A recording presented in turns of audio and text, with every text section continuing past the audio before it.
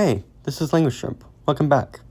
I know I said in my welcome video that my next video would be in July, but I've gotten so much attention from that welcome video alone. As of writing, I'm over 40 subscribers, and I've had friends and family urge me to move up my next video, so here I am.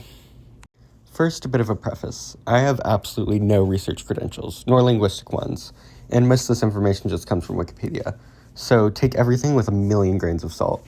If you see anything that's even a little wrong, please comment. If I see something real bad, I might put a pinned comment or make a correction video. Now on to the actual video. So today we're talking about basic consonants. I currently have 2 videos on consonants planned, this one and one I refer to as glide consonants. I'll get to the difference in a sec.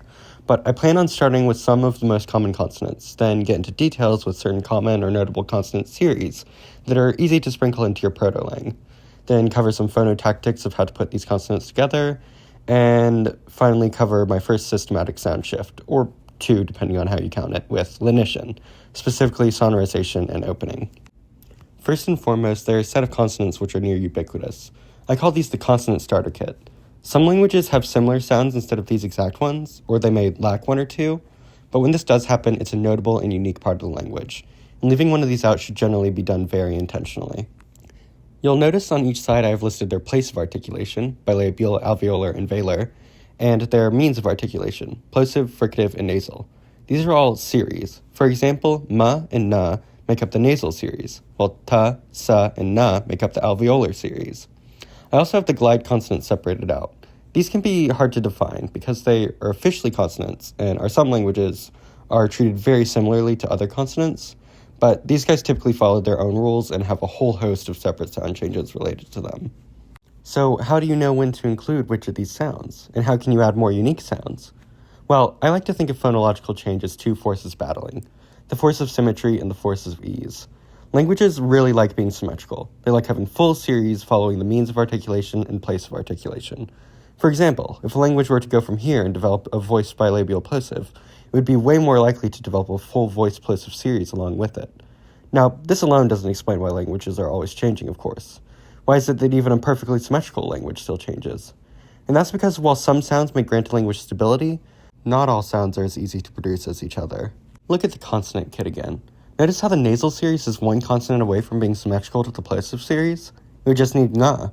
And plenty of languages do fill this space. Nga isn't a rare sound. The reason it isn't as ubiquitous as ma and na, though, is because it can be hard to pronounce, so it often merges into na.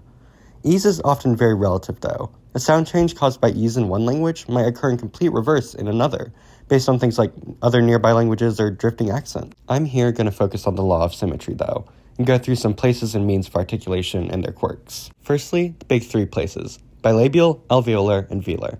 These are the most common places for a language to have. There are a few languages that lack bilabials, although usually not completely. Tlingit, for example, lacks pa but not ma, and both Arabic and Vietnamese lack pa in native words, but still contain rarer and more complex sounds.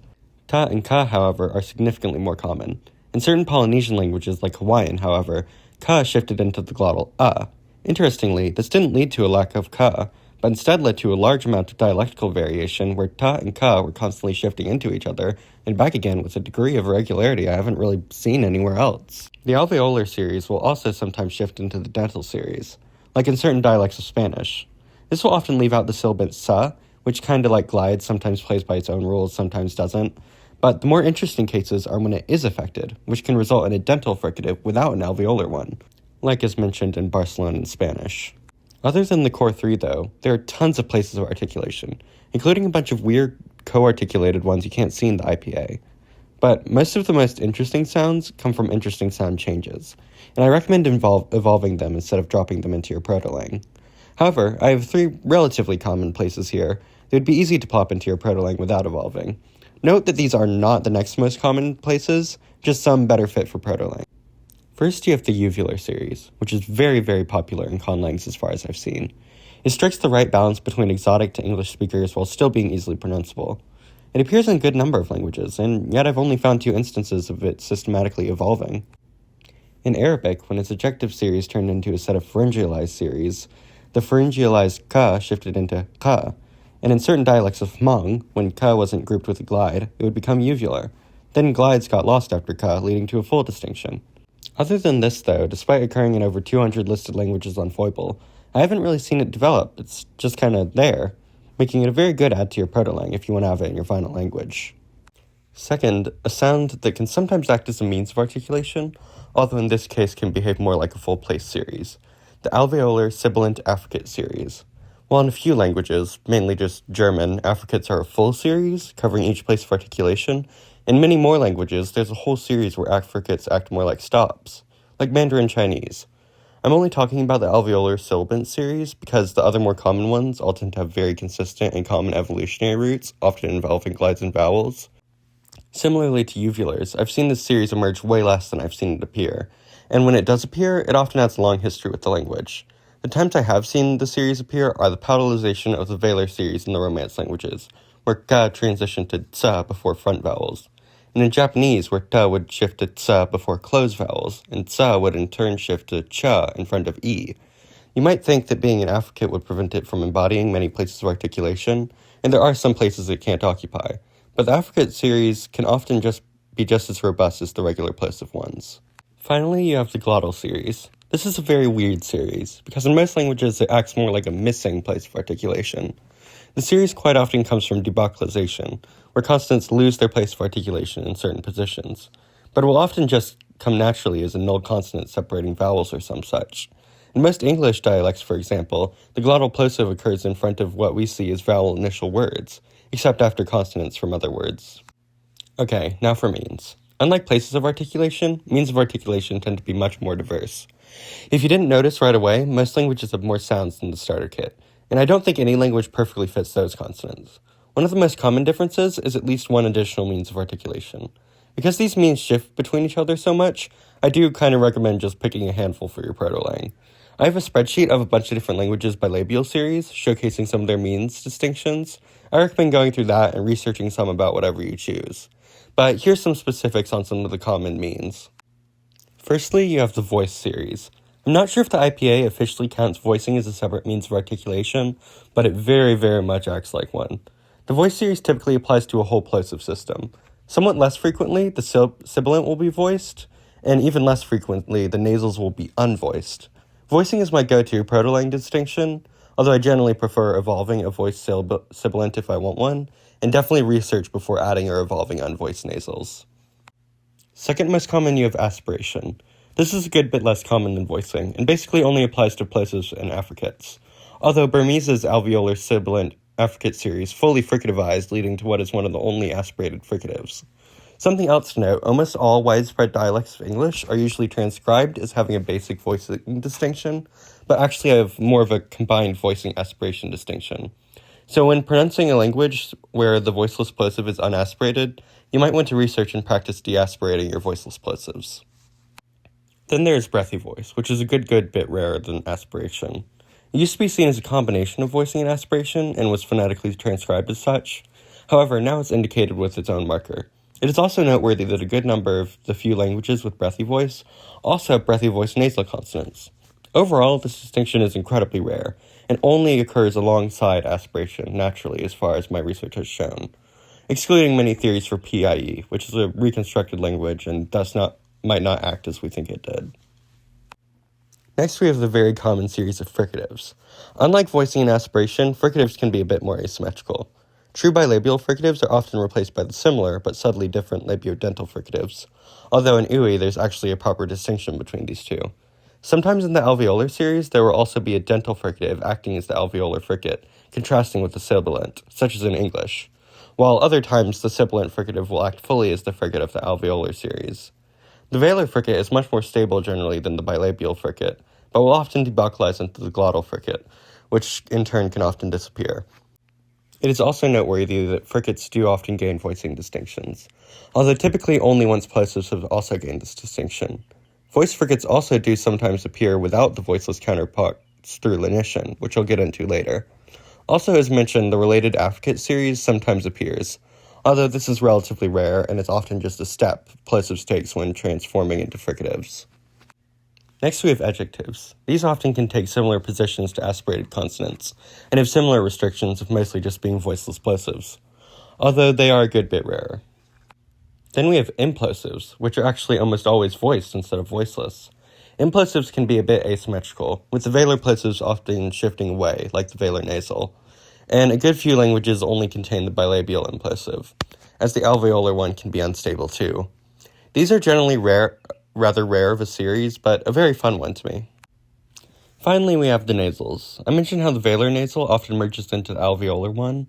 I also mentioned how common these consonants are. Most of the very few languages that supposedly don't have nasals actually have them occur allophonically with voice plosives, either in a form of lenition, which I'll get into, or relating to nasal vowels, which will be talked about in a later video. Quileute and a few nearby languages, however, have no nasals whatsoever. Okay, now we have a whole bunch of consonants outlined in your language.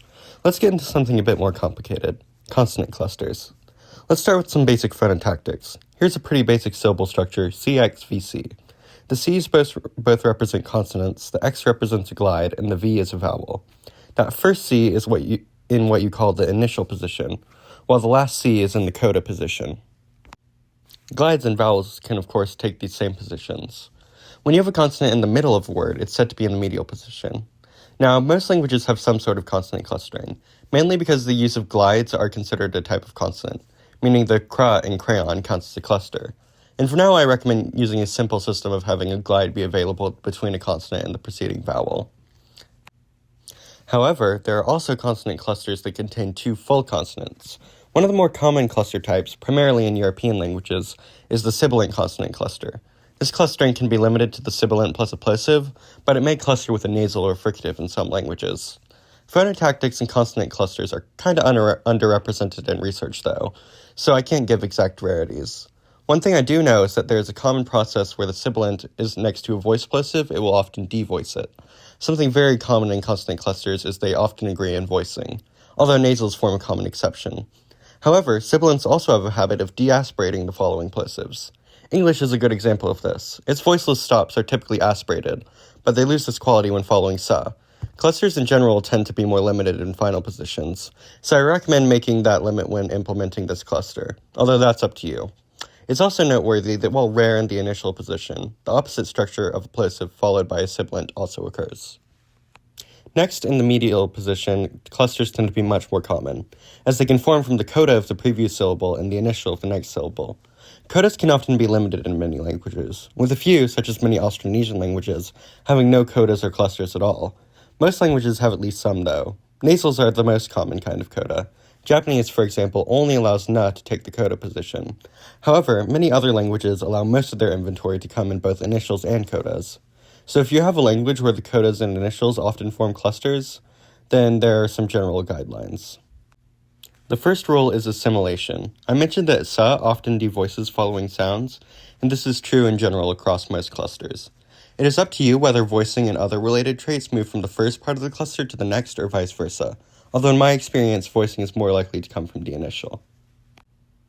Place of articulation is not the only thing that can spread across clusters, though. When a nasal comes before a consonant, especially a plosive, it will almost always develop the same place of articulation. I would like to note that even in the middle of words, clusters of plosives followed by a nasal tend to not be very stable, and the nasal might absorb the preceding plosive. Now, what happens when you take the place of articulation assimilation a bit further? Take the example word atpa. While this word may continue existing for a while, the ta might eventually want to assimilate into the bilabial. So we just have no cluster anymore, right? Appa? Well, this is a possibility. A lot of the time, this kind of sound change will result in a geminate consonant. Sometimes these are treated as their own whole sound, but they may just be seen as a cluster of the same consonant twice. Finally, I do want to return to the nasal plosive cluster example. Nasals are such common codas that the nasal plosive cluster is not uncommon in the word coda position. In the Bantu languages, nasal plosive clusters at the beginning of words resulted in pre-nasalized consonants, which are generally transcribed as their own set of consonants, but can sometimes be described as just consonant clusters. More complex clusters than all that I have listed can of course occur, but these typically come from sound changes like vowel loss, putting consonants that otherwise wouldn't have clustered together next to each other. Okay, so I've given you a bunch of sounds and vaguely how to throw them in a proto-lang.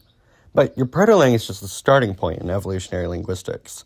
So let's see our first systematic sound change, lenition. In Lenition, consonants with certain positions, usually the medial position, change to become more generally easy to pronounce. There are two main types: sonorization, where sounds become louder and less tense as they blur with vowels, and opening, where the place of articulation gets softer as people talk with less care. As mentioned, lenition typically takes place in the middle of words, where you're most likely to blur your words, although there are a lot of complexities as to what makes a more fortis or lanus position. Consonant clusters, and importantly geminate consonants, often block lenition as they generally take more effort to pronounce anyways. Sonorization, as mentioned, mainly involves consonants becoming more vowel-like.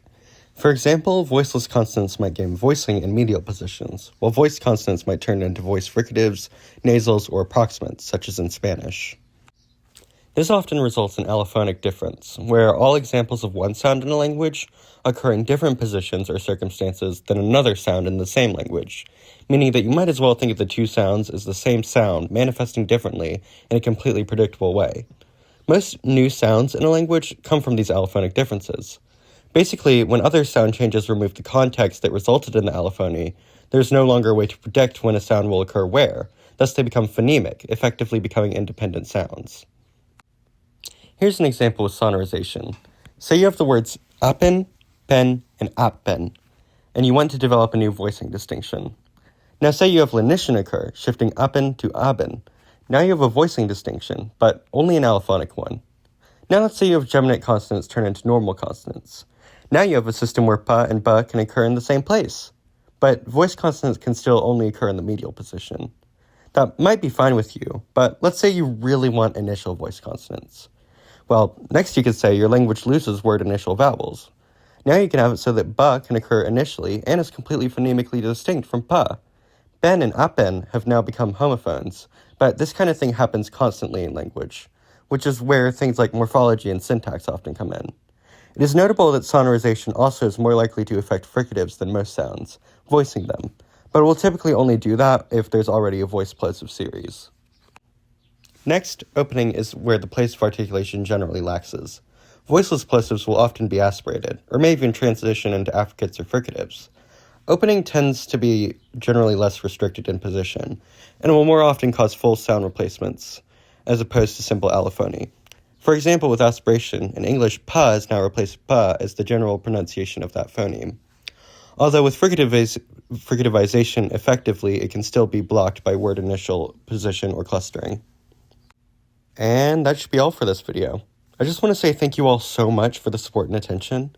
I know from YouTube Analytics that most of you came from my Reddit post with the welcome video, but the fact that almost 200 of you watched at least 30 seconds of that video, then a fifth of you subscribed is so crazy to me. I sincerely hope that I managed to keep that vibe with this video and that the near 20 minutes length doesn't bore any of you, but I'm already at 30 subscribers over what I was expecting going into this, so I'll be happy no matter what. Bye!